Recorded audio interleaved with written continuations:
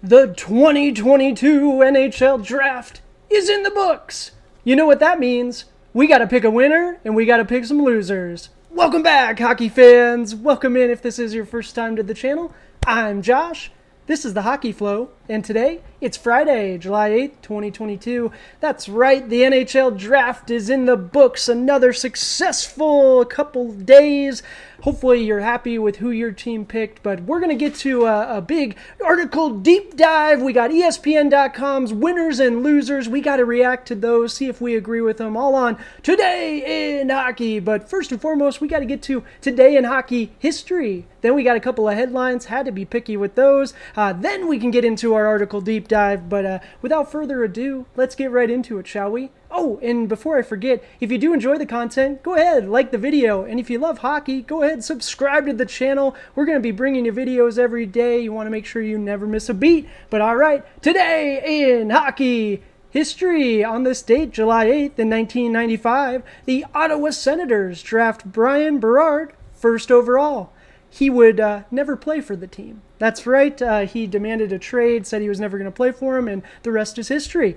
All right, headlines. Like I said, had to be picky. We have a lot of things going on. Let's go Oilers, but can't be too much of a homer on the channel just yet. But Detroit Red Wings, you guys did sign attendee today. Ville Husso, you did acquire him and then sign him to a 3-year extension. So you guys should be very excited. I don't think he was the one I wanted for the Oilers, so I'm not upset with that at all. Red Wings fans, you got a couple of good attendees now. All right, Philadelphia Flyers, you guys are also in the news, making some moves. Tony DeAngelo, the defender, the polarizing defender, I guess you could say, was acquired by the team for 3 draft picks. So I know a lot of folks are talking about that. We're going to talk about it in just a second too, but overall, I don't know, it's a decent trade. The picks, they didn't think they were going to use him on something better, so why not? He can play good defensive, and he's got that offensive skill as well. I'm okay with it. All right, article of the day. I'll stop blabbing about Tony DeAngelo.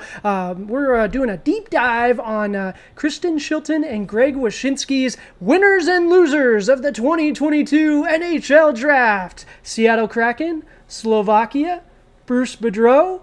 Let's get into it, shall we? All right, winners. First and foremost, before we do get into it, I will explain. I broke this down a little bit differently than the article. So, of course, I'll leave the link down in the description for you guys. Make sure you can have access to that as well. But they alternated winners and losers. I went ahead and just broke it down. These are the 5 winners, and these are the 5 losers of that they gave. So, yeah, let's get into it. Let's react to these puppies. All right, winners. First and foremost, Seattle Kraken. 1000% agree. They are absolutely winners. They get Shane Wright, 4th overall. He slides down to them. Consensus number 1 overall pick for the longest time. Everyone thought he was going, but until the end here, and then sure enough, the Haps kind of surprise us, and then he starts to drop. They get a franchise centerman, and he's determined. That look he gave the Canadiens table when he was going up there, walking off stage, just priceless. Love to see that. Love that fire. Kraken fans pairing him up with Matty Beniers, that 1-2 punch. That's beautiful. I tell you what, you guys should be excited. Prospects with personality. Isaac Iceman Howard. Did you guys see what this lad wore to the draft?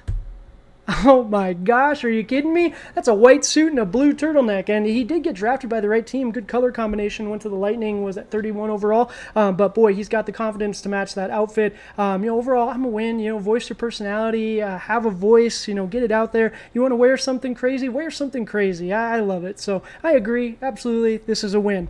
All right, Slovakia. I tell you what, this is the one. They are the ultimate winners. Nemec going number 2, Juraj going number 1 overall. This is only the second time a country outside of the U.S. or Canada has had the top 2 picks, and they had 4 in the top 63 on top of it. But I believe Russia was the other team, was at the Ovechkin draft in 04. Guys, let me know in the comments. I appreciate you. But yeah, absolutely. Slovakia, probably the winners of the draft, in my opinion. Late round picks in the house. Dominic DiVincentis, 7th rounder, but he was in the house, and he got to go on stage, and the article does a good job of talking, hey, we need this is great, but makes the point that, boy, it does get a little weird if they don't get drafted, and thank goodness we haven't had that in a while. But again, I agree, this is absolutely a win. Great job, guys. All right, last but not least, I tell you what, if the Slovakia win isn't the number 1, it's a close second to this, the Bruce Boudreau. He met Kevin Owens. For those who are not familiar, Kevin Owens, I'm not a huge wrestling wrestling fan now. I enjoyed it back in the day, the Hulk Hogan, Tombstone Undertaker days. Goodness gracious. But this is essentially like us meeting our favorite hockey player, right? And Bruce Boudreau, big wrestling fan, and he got to meet Kevin Owens. So we see the picture here. That we'll see the gift. Hang around for that at the end with the giveaway details. Wink, wink. But this is just such a neat occasion. Greg Wyshnski went into it, posted a beautiful thing about it, talks about it in detail here, but it was heartwarming, and you love to see it. Anytime someone gets to meet, one of their heroes, oh my goodness, you just gotta love it. But yeah, definitely 1000%. This one, all right, this one's win of the draft. We'll give it to Bruce. But all right, we gotta move into the bad news too. There were losers, right? Some teams didn't do as well.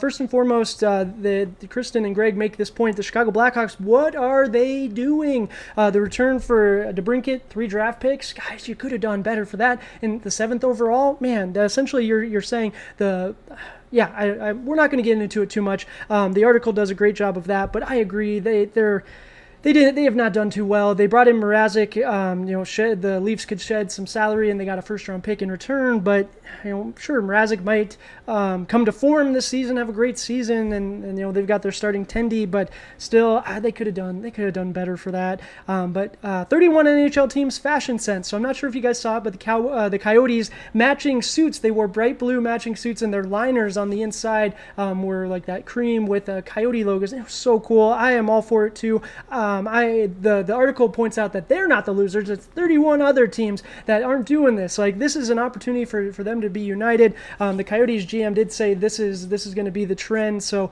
hopefully it catches fire. I like it. Let me know in the comments if you guys do too. But I agree. Where's your fashion sense, other 31 teams? All right, Cam Talbot. I don't know if I would lump this one in as a loser necessarily. I definitely understand where we're coming from. And I hadn't really gotten the context behind the Cam Talbot situation until I read the article. But they mentioned that he's not happy that they have re-signed Fleury. They traded for him. Talbot was playing really well last season, and then peaks and valleys, right? Life of a Tendy, but they bring in Fleury, and Fleury ends up starting in the postseason. They ended up playing, I think, the same amount of games, but Fleury's the number one, right? You signed Marc-Andre Fleury to a multi-year deal. Cam Talbot's going to be a free agent after this season. If he wants to get paid, he wants to show out. So I get it. I get why he's salty. I don't know if I'd say he's a loser. I mean, Minnesota Wild fans, you guys should be pumped. If we can get Cam Talbot to buy in, then you got 2 great Tendys. Having to justify your trade, Flyers and Tony DeAngelo, and this is a hot topic. I see it all over Twitter too. But the Philadelphia Flyers having to explain and justify why they brought Tony DeAngelo in.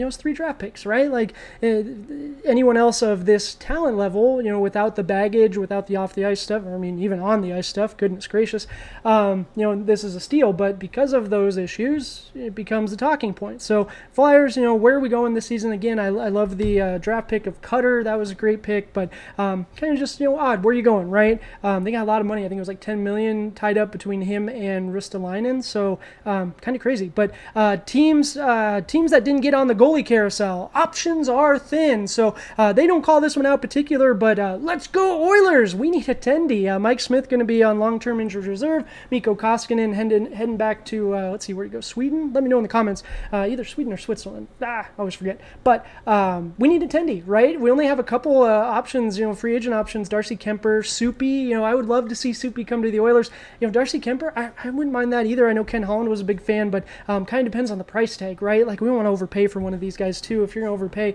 pay for a younger one, right? But essentially the article talks about if you missed out on the goalie now or Tendy now, we saw Ville Husso go to the Red Wings. You see Fleury sign with the Wild. If the options are thin. There's maybe like 4 that were starting caliber, where last season we had that big carousel, and there were a lot more starting caliber Tendys. But I don't know if I'm going to say we're losers if we missed out. Let's go Oilers. We definitely, we're not losers, and I don't think we missed out. I think we're waiting for our pick of the litter, if you will. We didn't want those others. That's all it is. But let me know. Do you agree with this list of winners and losers? Wonderful article by Kristen, Shilton, and Greg Wyshnski. We're going to definitely visit them again. I tell you what, I agree with the majority of them. But here's that GIF, as I promised. This is Bruce Boudreau meeting his favorite wrestler, Kevin Owens. So cool. Just love to see it. We are doing a giveaway on the channel right now. We're on that race to 100 subscribers. So if you haven't subscribed and you've made it this far, go ahead, take a moment. It doesn't cost you anything, and I appreciate it so much. And once we hit that 100 subscriber mark, we're going to do a special video,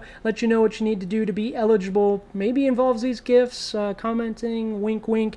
But yeah, I'll keep you guys posted. Once we hit that point, just give you a $100 gift card to pick something out for your favorite team, just as a token of my appreciation. But until tomorrow, cheers!